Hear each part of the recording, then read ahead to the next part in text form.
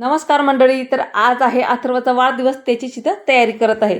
तर घरी न करता म्हटलं यावेळेस जिल्हा परिषद शाळेमध्ये म्हणजे गरजू विद्यार्थी आहेत त्यांच्यासोबत करायचा ठरवलेला आहे. तर मी पावभाजी आणि पुलाव करत आहे. इथं 40 लोकांचं इथं करत आहे. पुलाव भात मी आधी शिजवून ठेवला आणि भाज्या कुकरला लावून दिल्या आहे भाजी बनवण्यासाठी. इथं रात्रीच भाज्या स्वच्छ धुवून कट करून घेतल्या आणि फोडणी करून घेते भातासाठी. मी तुमच्यासोबत शॉर्टकट हा व्हिडिओ शेअर करते. पूर्ण व्हिडिओ आपल्या चॅनलवर अपलोड आहे, तिथं तुम्ही पाहू शकतात. तर आधी भाज्या कट करून घेतल्या, त्यामुळे हा पटकन होता. सकाळी आलं लसणाची पेस्ट घातली, भरपूर सारा कांदा आणि भाज्या घातल्यात, लाल तिखट, धना पावडर, गरम मसाला आणि पुलाव मसाला घातला. त्यामध्ये चांगला परतून घेतला. शिजवलेला भात घातला, चवीप्रमाणे मीठ आणि भरपूर सारी कोथिंबीर घालून घेतली. 15 ते 20 मिनिटांमध्ये हा पुलाव करायला लागलेले आहेत.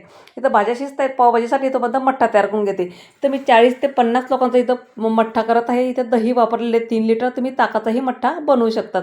मसाल्यासाठी हिरवी मिरची, अद्रक आणि पुदिनाचं स्वच्छ पेस्ट करून घ्यायची आपल्याला. तुम्हाला ताकाचा बनवायचा असेल ना मठ्ठा, तुम्ही ताकाचाही करू शकता. पण दह्यामध्ये भरपूर सारं पाणी मिक्स केलं जाते, म्हणून मी तर दही घेतलं आहे. थंडगार पाणी घालून घ्यायचं, रईने चांगलं दही मिक्स करून घ्यायचे. केलेली पेस्ट घालायची, जिरे पावडर घालायची, पुदिना, हिरवी मिरची, अद्रकची पेस्ट घालायची, चवीप्रमाणे मीठ घालून घ्यायचं आणि भरपूर सारं पाणी, गोडीप्रमाणे साखर घालून घ्यायची आणि कोथिंबीर घालून घ्यायची. मस्त थंडगार मठ्ठा आपल्या इथं तयार झाले. यांना टेस्टला दिला, म्हटलं टेस्ट सांगा कशी. तर हे मला थोडंसं आंबट कमी, त्यामुळे पुन्हा त्यामध्ये 1 लिटर ताक मी वाढवलेलं आहे. त्यात काळं मीठ राहिलं तर टाकायचं, ते सुद्धा घालून घेतलं आणि मठ्ठा तयार करून घेतलं. इथं मठ्ठा पण तयार झाले आहेत आणि पुलाव जो तयार केला तर मी तो सुद्धा आपल्या डब्यामध्ये पॅक करून घेतला. इथं पावभाजी पण तयार झाली. हे आता मुलांना भेटवस्तू आणले, ते त्याचीच इथं तयारी करते पॅकिंग करण्यासाठी. सर्व साहित्य घेतलं, कारण आम्हाला पुढे केक आणि जिलेबी पण घ्यायची होती मुलांना देण्यासाठी. आपण नातेवाईकांसोबत बड्डे वगैरे काही कोणतं छोटं मोठं सेलिब्रेशन करत असतो, पण खरंच अशा मुलांसोबत केलेलं खूप छान आणि समाधानही वाटलं आणि मुलंही खुश झाले.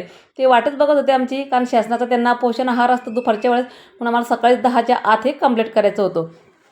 त्यांच्याकडे गेलो आणि तिथंच मुलांनी केक वगैरे कापला. मी 2 केक घेऊन गेलो होतो.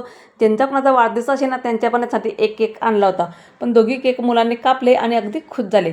त्यांच्यासोबतचा आनंद काही वेगळाच होता. मुलं पण खूप छान वाटलं, त्यांच्या चेहऱ्यावरचा आनंद बघून आम्हालाही समाधान वाटलं. आपल्या मुलांना पण कळतं या मुलांची परिस्थिती म्हणजे ते कोणत्या परिस्थितीत ते शाळा शिकतात. त्यांना जेवण वगैरे वाढलं. मिस्टर माझे कवी, पत्रकार, लेखक असल्यामुळे त्यांना थोडेसे कविता आणि गोष्टी वगैरे सांगण्यात आणि त्यांचं मनोरंजनही केलं. मुलांना वाढून दिलं आहे. खूप छान वाटलं सगळ्यांसोबत एकत्र येऊन हा बड्डे सेलिब्रेट केल्यामुळे. आणि मुलगा तर एरवी कधी वाढत नाही, पण इथं त्यांना खूप आवडलं आणि स्वतः तो वाढत आहे. तर छोटासा कार्यक्रम आमचा खूप छान झाला. अशा पद्धतीचं आता मुलांना भेटवस्तू दिली आम्ही. हेअर बेल्ट, रेबिन आणि शाळेच्या काही वस्तू आणल्या. तर चॉकलेट वगैरे वाढलं. हा तर आमचा आजचा व्हिडिओ. चला तर भेटू पुढच्या व्हिडिओ.